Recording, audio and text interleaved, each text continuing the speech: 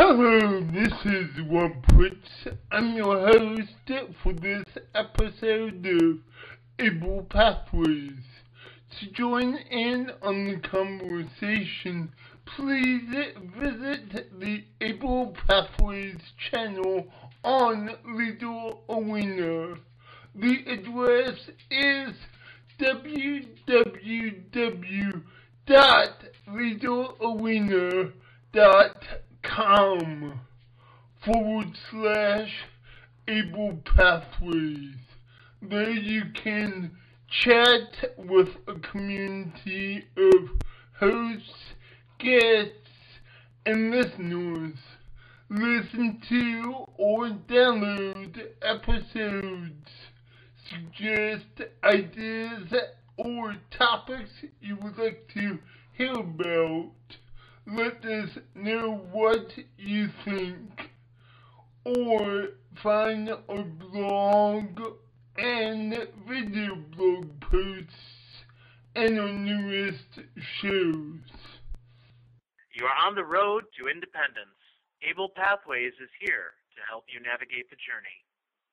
Hello everyone, and welcome to this episode of Able Pathways. Tonight we have Solitaire Miles, a jazz singer and illustrator, on the line with us. Hello Solitaire, and welcome to Able Pathways. Hey there. Thank you so much for having me on the show.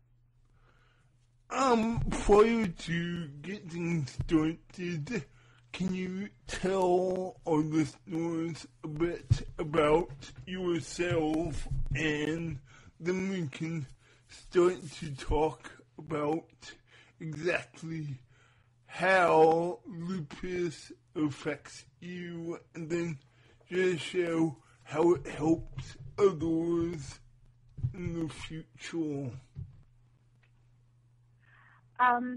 Sure. I've had lupus, which is a genetic autoimmune disorder, since I was 15, and it's genetic, so I was born with it. And it has caused over the period of my life, the past 30 years or so, for me to become partially blind, and I've had kidney and heart and lung involvement with the disease, which affects organs and soft tissues. But I'm still here, and I'm still working as a musician and as an artist. I'm very lucky that the folks in Chicago have been very supportive of me. I typically perform about twice a month here in the city at various jazz clubs, particularly at the Jazz Showcase and Katarina's, which are two clubs here. And I work as an illustrator for some book companies, illustrating book covers. And that's been a bit of a challenge for me over the years. I was trained as an artist when I was young, and I took art classes. But in my early 20s, I lost about 1/3 of my visual field because of the organ damage from lupus. I had a stroke, which affected the occipital lobe of my brain, which affected my vision. But I'm very fortunate that I still have enough of my eyes left, that, or my brain, as it would be, that I can still see and support myself part-time as an artist. Which, of course, keeps me going, and so that I can enjoy singing and performing. So one actually supports the other, and I do what I can. When you have a disability, sometimes if someone is diagnosed with a disease or they have an accident and it causes them to become disabled, they don't always feel like they want to participate full-time in the world, and they may have talents and skills that other people don't have, or an insight because of their disease. And I think it's very important that they continue to produce art or music or writing or whatever their skill is, whether they have their disability or not. After all, Beethoven, one of the greatest composers of our world, was deaf. And they think that Beethoven had lupus, and that's what caused his hearing loss. And, you know, he sure kept going even after he lost his hearing, you know? Yes, I mean, and that's something that many people seem to think, that if you're disabled, you cannot perform. And what I'm saying is there are some outstanding disabled musicians out there. And if you look past Stevie Wonder and Ray Charles, right now we have some great performers that is in the music itself. We sure have, and just because of their disabilities, you know, it doesn't mean that they still can't create great music. You know, it was in them to do it. One of the first musicians that I ever worked with when I was 19 was a blind piano player in my hometown of Erie, Pennsylvania. His name was Jack Todd, and he was born with blindness, but he played all over Pennsylvania and New York State, and he ran his own band, and he played up until diabetes took him in his, I think, early 60s. And he had a wonderful career. So, you know, there are lots of us who, you know, we may not be perfect, but we still have quite a bit to offer the world. Yes, and I know a few of my friends and colleagues out on the West Coast is trying to always look for disabled musicians, for disabled bands. You know what, I don't know too many people that I can think of offhand, but I did a podcast a few years ago with some singers that I know who have disabilities. One of the girls had really bad asthma, but she was still able to keep singing, and she lives in New York City. And another one of the girls lost her kidney to cancer and has severe diabetes and adrenal problems. And she works here between Chicago and Los Angeles as a singer. And then a very good friend of mine in Erie, Pennsylvania, is an artist, and she's almost completely blind. She's about 90% blind, and she's still working as an artist.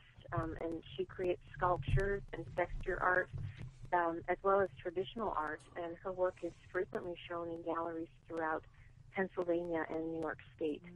So people are out there doing it, and it's very important that the world knows that, you know, we're here and that we have a lot to contribute. Yes.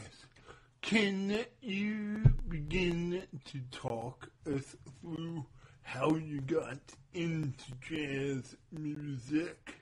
Because as I read your bio, jazz music was not truly your first passion in music. Am I correct? When I was very little, my grandmother was a singer. She had performed in the late 1930s and the early 1940s as a jazz and big band vocalist and piano player in New York State and Pennsylvania. And so when I was little, she used to play the piano a lot and sing, and at a very young age, she got me to play the piano. Maybe 4 or 5 years old, my little fingers started to play the keys, and she made me sing, and she actually made me learn the guitar, too. So I was sort of raised with it. But to be honest with you, when I was in high school, I wanted to be a doctor. And I had dated a boy in high school, and we both wanted to go into pre-med programs. He actually did and is a doctor. But when I was 18, I had a large stroke from the lupus, so I wasn't able to continue on with my studies. I actually had to take some time off to adjust to having lupus and having had a stroke. And when I went back to school, you know, I wasn't able to pursue a pre-med program because the stroke not only damaged the visual cortex of my brain, but it damaged the math center of my brain, so that even though I'd taken a lot of math in school, I was not able to even like divide or multiply because of the brain damage. And, you know, you had to do a lot of math to be a doctor, to go through a medical program. So I tried a pre-med major for 1 year in college, and I failed in the chemistry and the math so badly that my advisor said, you know, it's not your fault, you've had a stroke. You have to be able to do math to be a doctor, and you can't do it, so why don't you look for something else? And I was so depressed when they told me that, you know, and I struggled so much with the chemistry and the calculus, when before the stroke I could have done it very easily. And so I kind of fell back on the art and the music because I'd been trained a lot in school to sing and to play instruments. My grandmother, you know, taught me a lot, and my other grandmother on my mother's side was a professional artist, so she had trained me to draw and to sketch and to paint. So I did have those skills, but oddly enough, they weren't my first choice. You know, I wanted to be a doctor really bad, but I was very lucky to have had training in music and in art, so that I was able to go back to school and study music then and study art. And I have degrees from DePaul University and from the Art Institute, so that I can earn my way in life now as a singer and as a professional artist. But it wasn't my first choice, but it's funny how the disability made the choice for me in a way. Yes, but when you have disabilities, you have to pick what comes to you and build upon that. How receptive has your fans been to you? Do they know you have lupus and are partially blind, or do they just see a great jazz musician?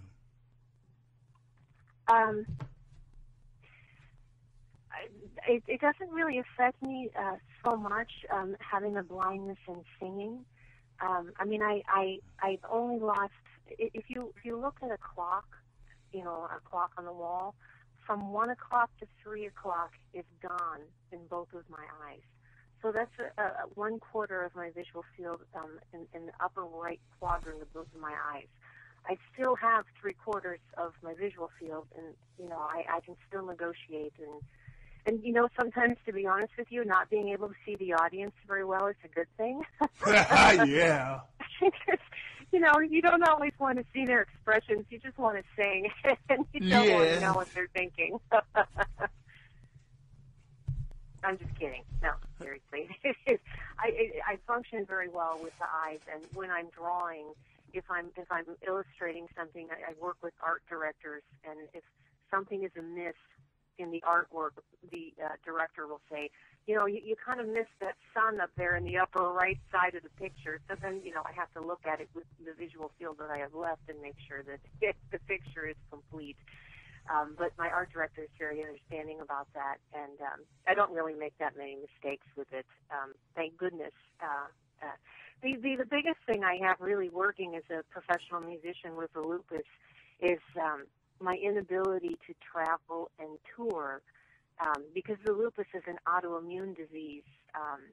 It affects my immune system so that I don't have a very good resistance to infections.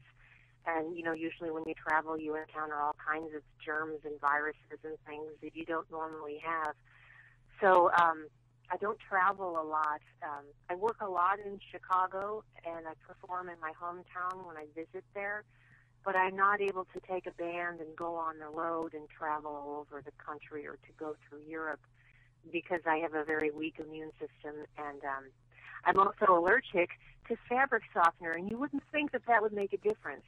But when you're on the road and you're touring, you stay in hotels, and they spray them down with Febreze and with fabric softener and with deodorizers. And if I sleep in a bed that's been sprayed down with that stuff, I break out in the bloody rash. So I can't stay in hotel rooms either, unless they're a special hypoallergenic hotel room. But, you know, those cost an arm and a leg. And when you're traveling on a jazz tour, you won't be able to afford that $500 room every night, you know? Yes. So I just don't tour, but I'm so blessed to have the support of kind and wonderful club owners here in Chicago who have been hosting me at their clubs. And I've had a really great response from Chicago and the audiences here as far as bringing in a crowd. And I've released 2 successful CDs, and they've been played on radio stations throughout the United States and South America and in Europe. So, it's getting somewhere. I'm just moving a little slower, I think, than most of the other people, that can tour and travel. And, I've been able to, through the Internet, to foster relationships with radio stations or with jazz clubs or with fans. And, thank goodness for the Internet. I think it makes a big difference for a lot of disabled people because they can't maybe go out of their homes very easily, or they can't travel out of state or out of the country even, because of financial limitations or physical limitations. But if you can get on the Internet and have a website about yourself, and you go on like Facebook or MySpace or Twitter, the social media, you can connect with people and you can meet with them. They can hear your music or see your art or read your writing or watch your films. And then, you're marketing yourself and you don't have to leave your house. That's been a very good thing for me too, especially when, I have a lupus flare and I'm covered with a bleeding rash. I don't want to go out, Yeah. but I can still, meet friends and make connections on the Internet. And so that doesn't really happen very often. When I take my medication, my lupus stays at a good level, but you never know when you have a disease what every day will bring to you. And that's the other thing I wanted to mention is that when you dealt with a disability or you had a disability, develop, or you've been in an accident and you become disabled, every day is a blessing, and you fight every day to have a good day, to keep your symptoms level, to be able to function.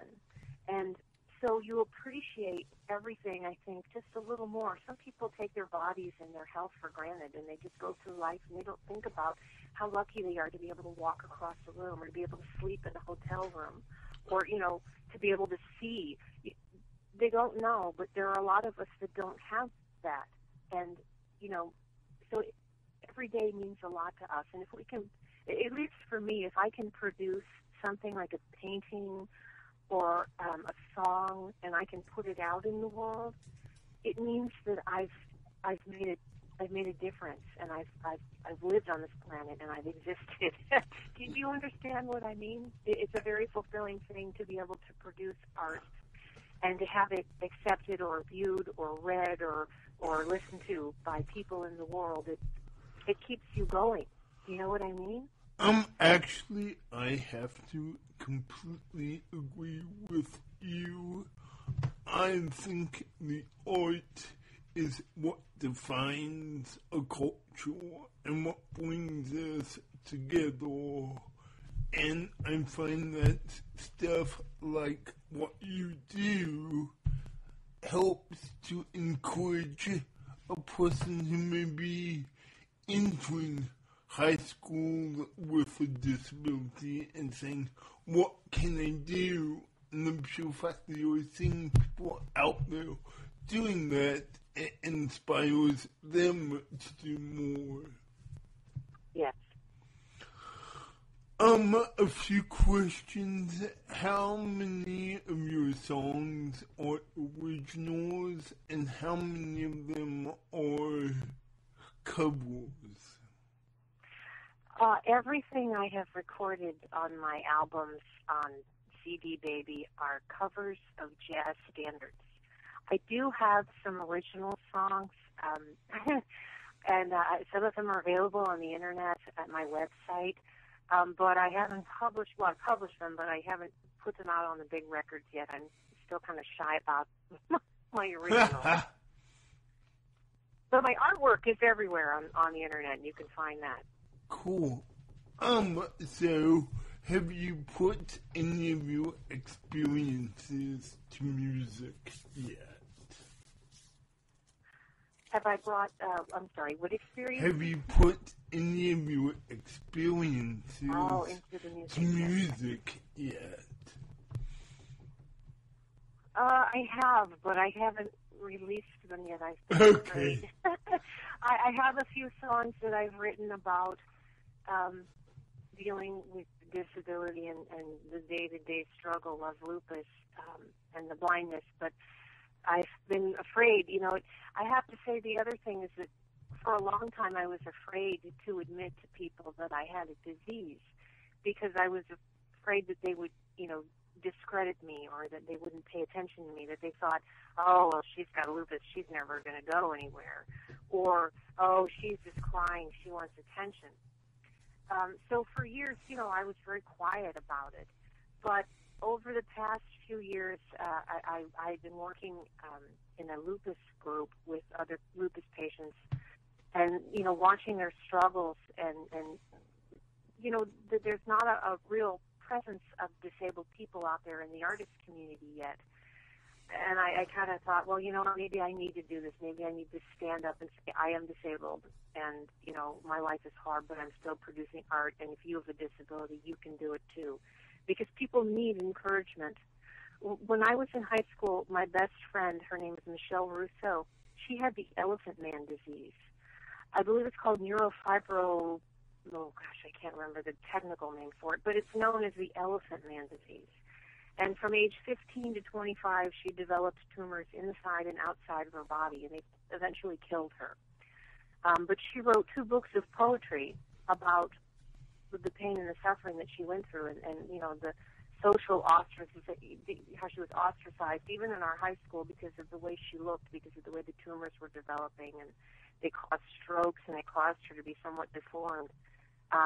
But she published 2 books of poetry before she died of this disease, and she was a wonderful role model for me because she was so brave, and you could see her disability right away when you looked at her. For me, folks don't know I'm disabled. I don't have, my stroke left me with very few outward appearances. My mouth when I smile is a little crooked, but that's it. And Michelle would walk, into the mall when we were teenagers, and people would giggle and kids would point at her because she was covered in tumors and because her face was crooked and she limped, and she was so brave, and she didn't let anybody bring her down, not at all. And I think of her, and I think more people have to stand up and say, I have epilepsy, I have MS, I have lupus, I'm paralyzed. But I still count, I still have a lot to offer the world, and I still make beautiful art or music, or I can write, Yeah, and it's important. But let's take it one step further. I would rather someone say, I am disabled, and here's how. Because by saying I have epilepsy, I have lupus, people begin to categorize yourself by your disability. And if you say, I am disabled, that encompasses the entire disabled population.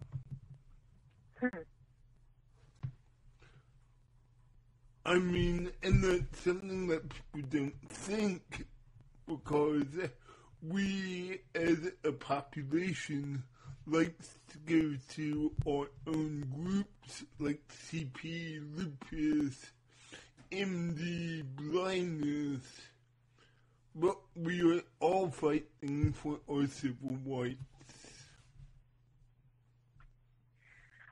There's so much to offer people, to just,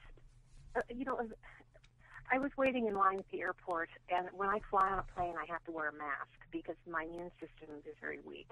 So whenever I get on a plane, my doctor makes me wear one of those paper masks, because airplanes are so full of germs. And this woman behind me was like being snotty, and she's like, well, what do you have that on for?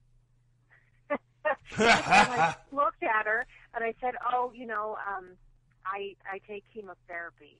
And in fact, I do. Chemotherapy is one of the treatments for lupus, and, that lowers your immune system.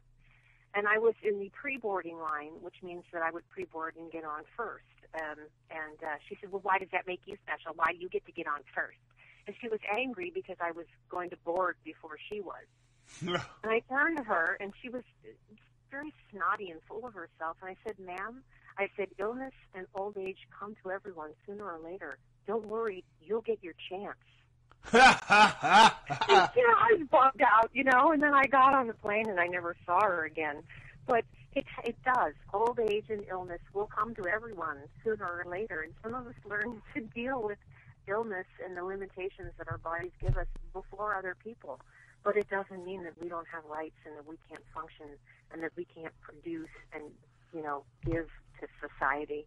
And when they get sick and fall apart, they'll figure that out too. Sometimes I get angry at healthy people because, they can be so cold and judgmental or, unfeeling. But then I think, well, gosh, they may never have been sick, and they don't have any idea what it's like to be limited by their body, Maybe they've had a broken leg or maybe they've had a cold, but they've never been sick for a long period of time or they've had to struggle with, day-to-day life because of how their body functions. And you can't really get mad at them because maybe they just don't understand, but you can try to educate them. Yes, I have to agree with that. And the education is an ongoing process. So, do you want to talk about your illustrations? My illness? No, your illustration. Oh, my illustration? Oh, I'm sorry. Well, yes, I could just say that when I became blind, I did stop drawing and painting for, 10 years because I thought, I'll never be able to do that. And then my sister-in-law was an art student at the Art Institute, and she started bringing out her pastels and her paper and her canvases, and she was just like, come on, Saul, I know you can do this. I know you have it in you. You might not be able to see everything, but, art is a process that helps you unload your soul and helps you, get your feelings out. She says, let's just draw a little bit. And so she got me drawing, and that's when I started up again because of my sister-in-law. She was a very inspiring person. She's passed away, but she got me drawing before she died, and I wouldn't have done it without her. And now I'm actually making a living with my artwork. I'm selling it, and I produced 2 CDs with the money that I've earned working as an artist. So one thing actually supports the other. Cool. I'm so lucky that my friends took the time, to get me drawing and painting again, and she fostered my interest in it and gave me the confidence, even though I couldn't see the whole page. She said, it doesn't matter, it's art. It's what your interpretation is. So go ahead, and so I have to attribute that to her. But I'm very lucky that it does pay the bills, because music, as wonderful as it is, sometimes doesn't in this country. I understand completely about that. So, but music and art basically helps tell the story. They do tell a story. So, but as we are wrapping up, for my listeners, if it's okay with Solitaire, I will play 1 or 2 of her songs so you can listen to it. And I want to say thank you, Solitaire, for being our guest. And I hope you enjoyed being on Able Pathways. Oh, it's been an honor for me to be on your show. Thank you so much for having me as a guest, and thank you for letting me say my piece. I probably never really told anybody these things, or made a sort of public coming out as a disabled artist before, other than on my lupus blog, which you can find on my website, solitairemiles.com. I talk about what it's like having lupus. So thank you so much for taking the time to have me on your show today. It was an honor. Okay, and I'm wrapping up the show, but could you hold on for a few more seconds? I have a few off-the-air questions for you. Oh, of course. So thank you very much, and we will talk to you guys next time. As mentioned during the podcast, Solitaire gave us 3 songs off of 3 of her CDs to play for your listening pleasures. The first one would be Lush Life, which is off the album Solitaire Miles.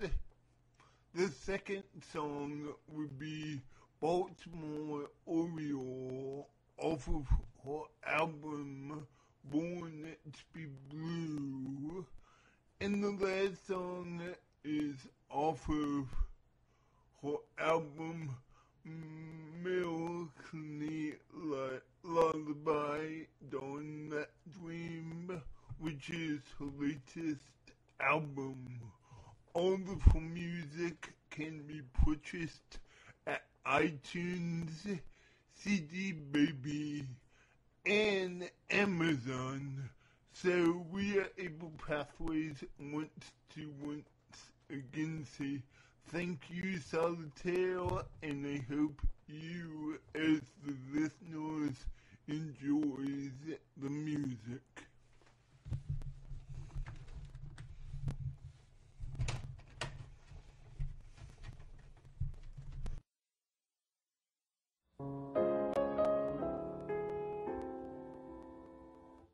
I used to visit all the very gay places, those calm wood-May places, where one relaxes on the axis of the wheel of life to get the feel of life from jazz and cocktails. The girls I knew had sad and sullen gray faces, with distant gay traces that used to be there. You could see where they'd been washed away by too many through the day. 12 o'clock tales. Then you came along with your siren song to tear me to madness. I thought for a while that your poignant smile was tinged with the sadness of the great love for me. Oh yes, I was wrong again. I was wrong.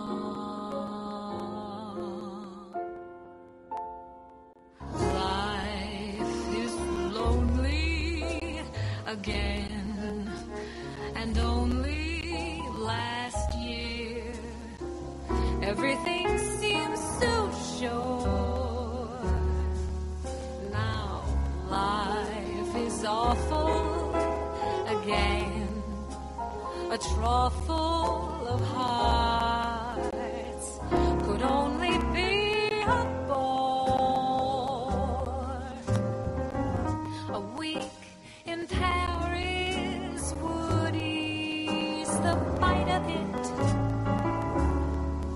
All I care is to smile in spite of it.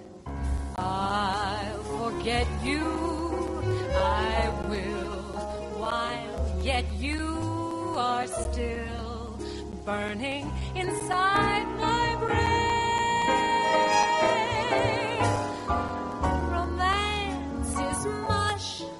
Stifling those who strive, I'll live a lush life in some small dive, and there I'll be while I rot with the rest of those whose lives are lonely too.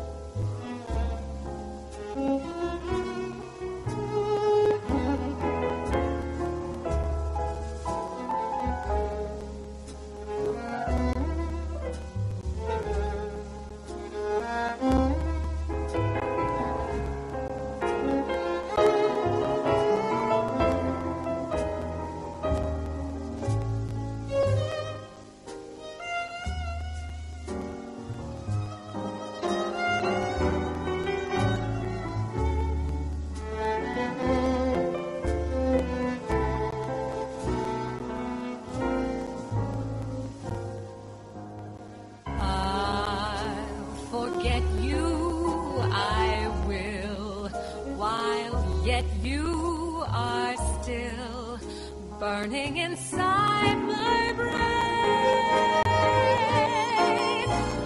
Romance is mush, stifling those who strive.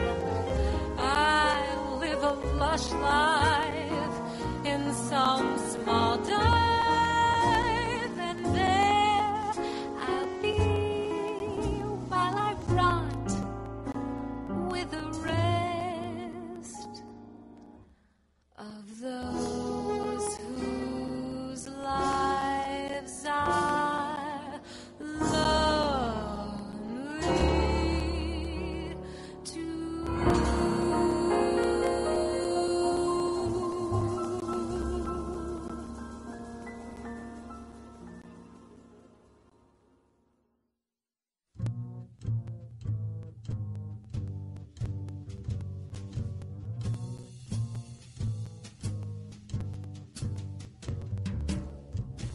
Baltimore Oriole took a look at the mercury 40 below.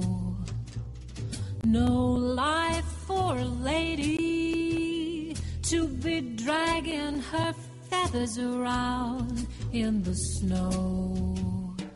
Leaving her mate, she flew straight to the Tangipahoe, where a two-timing blackbird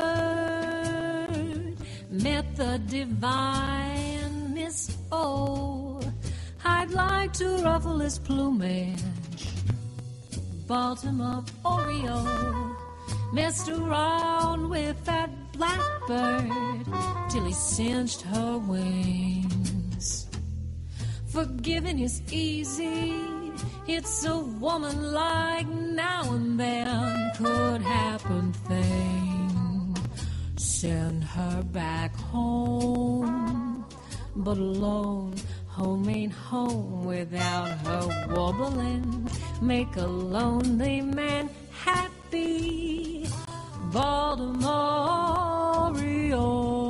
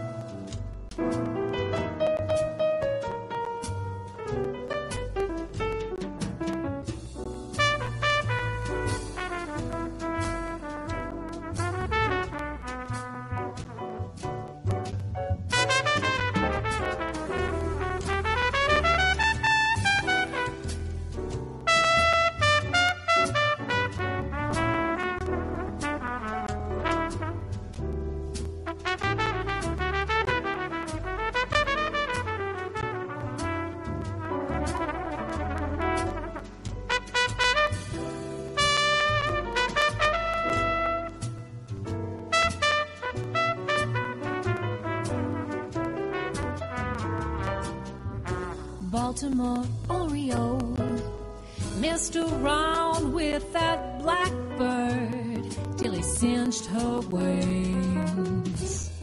Forgiving is easy, it's a woman like now and then could happen thing. Send her back home, but alone, home ain't home without her wobbling. Make a lonely man happy, Baltimore Oriole. Fly down from that bough, fly back to him now, Baltimore Oriole.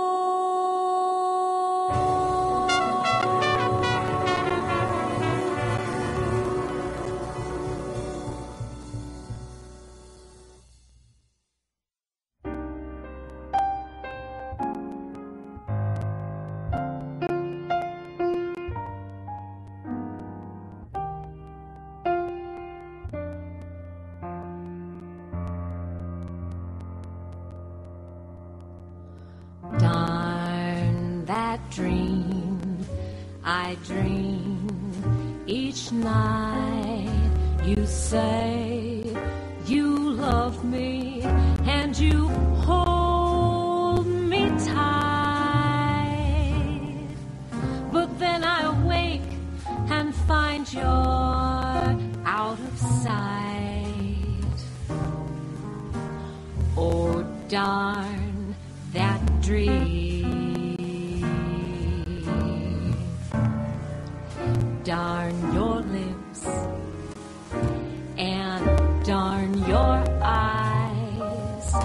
They lift me high above the moonlit skies. And then I tumble out of paradise. Oh, darn that dream. Darn that one track mind of mine.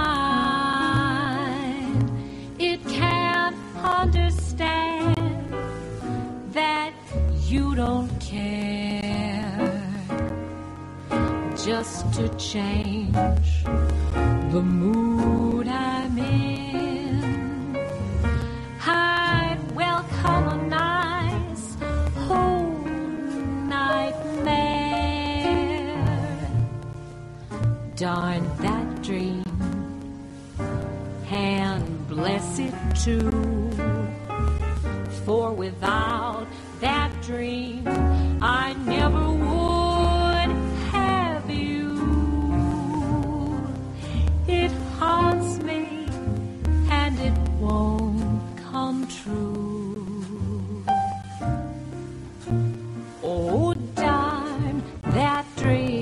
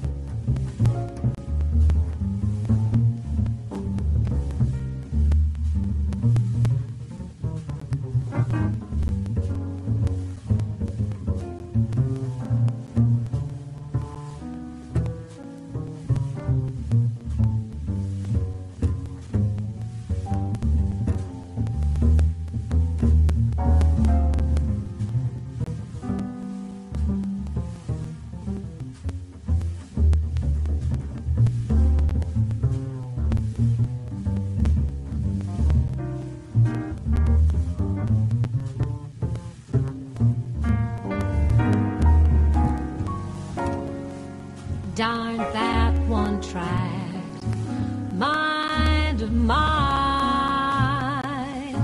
It can't understand that you don't care.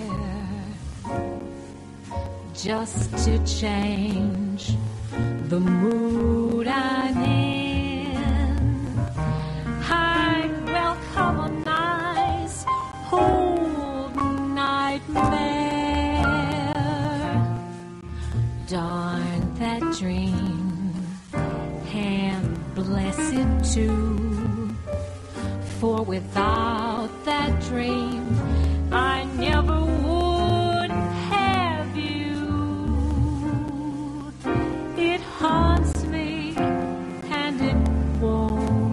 come true. Oh,